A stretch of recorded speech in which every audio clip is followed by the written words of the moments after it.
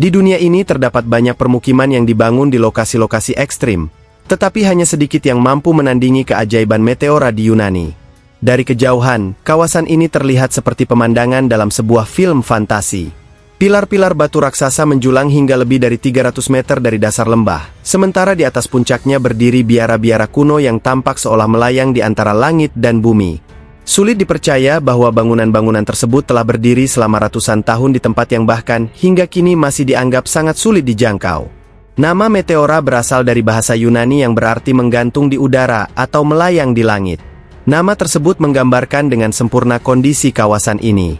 Keindahan alam yang berpadu dengan arsitektur kuno menjadikan meteora sebagai salah satu tempat paling spektakuler di dunia. Pada tahun 1988, kawasan ini resmi ditetapkan sebagai situs warisan dunia UNESCO, karena memiliki nilai sejarah, budaya, dan geologi yang luar biasa. Namun sebelum menjadi rumah bagi para biarawan, meteora telah melalui perjalanan alam yang sangat panjang. Jutaan tahun silam, wilayah ini diakini merupakan dasar sungai dan danau purba. Endapan pasir, kerikil, dan lumpur yang terus menumpuk kemudian mengeras menjadi batu pasir.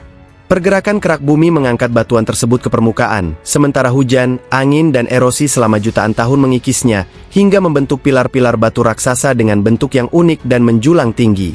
Formasi alam inilah yang kelak menjadi fondasi bagi salah satu permukiman religius paling luar biasa dalam sejarah. Sekitar abad ke-11, para pertapa Kristen Ortodoks mulai datang ke kawasan ini untuk mencari tempat yang sunyi dan jauh dari keramaian. Mereka memilih tinggal di gua-gua alami yang berada di lereng maupun puncak tebing, menjalani kehidupan sederhana yang dipenuhi doa dan perenungan.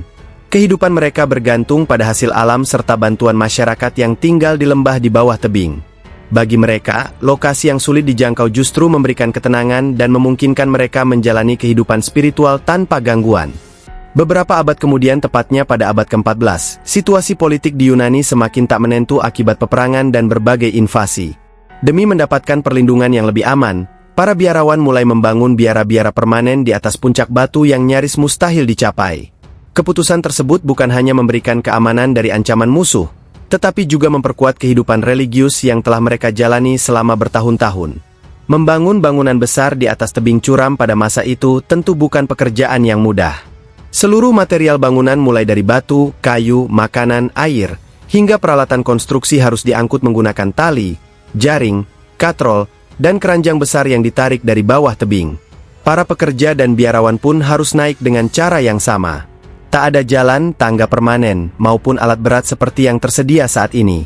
Semua pekerjaan dilakukan secara manual dengan kesabaran dan ketelitian yang luar biasa. Pada masa kejayaannya sekitar abad ke-15 hingga ke-16, meteora memiliki 24 biara yang tersebar di atas berbagai puncak batu. Biara-biara tersebut bukan hanya berfungsi sebagai tempat ibadah, tetapi juga menjadi pusat pendidikan agama, perpustakaan, tempat penyimpanan manuskrip kuno, sekaligus benteng perlindungan ketika peperangan terjadi. Letaknya yang berada di atas tebing membuat kawasan ini hampir mustahil diserang, sehingga banyak peninggalan sejarah dan karya seni Bizantium berhasil diselamatkan dari berbagai konflik yang melanda wilayah Yunani pada masa itu. Akses menuju puncak biara juga dirancang sebagai bagian dari sistem pertahanan. Selama berabad-abad, satu-satunya cara mencapai bangunan tersebut adalah menggunakan tangga tali jaring yang ditarik dengan katrol, atau keranjang besar yang diangkat dari bawah. Setelah semua orang berada di atas, tangga akan ditarik kembali sehingga tak ada jalan bagi orang asing untuk mencapai puncak tebing.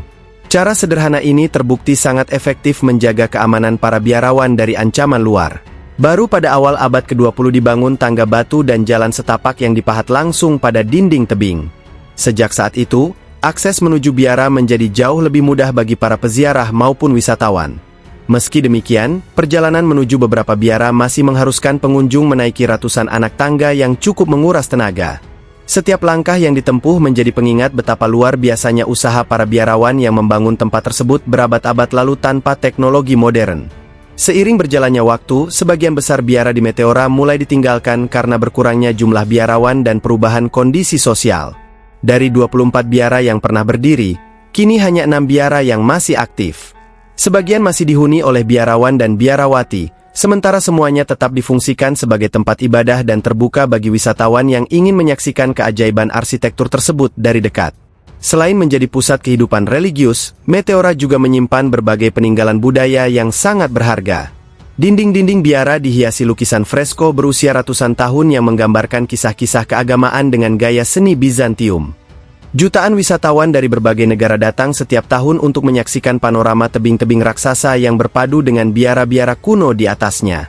Pemandangan matahari terbit dan terbenam dari kawasan ini bahkan sering disebut sebagai salah satu yang paling indah di dunia. Dari atas puncak batu, pengunjung dapat melihat hamparan lembah hijau yang luas, sementara bangunan-bangunan kuno berdiri kokoh seperti menantang hukum alam. Meteora bukan sekadar kumpulan biara di atas tebing, melainkan bukti nyata bahwa manusia mampu beradaptasi dengan lingkungan yang paling ekstrim sekalipun. Dengan tekad, kesabaran dan keyakinan yang kuat, para biarawan berhasil menciptakan sebuah permukiman yang hingga kini masih membuat banyak orang bertanya-tanya, bagaimana semua itu dapat dibangun tanpa bantuan teknologi modern.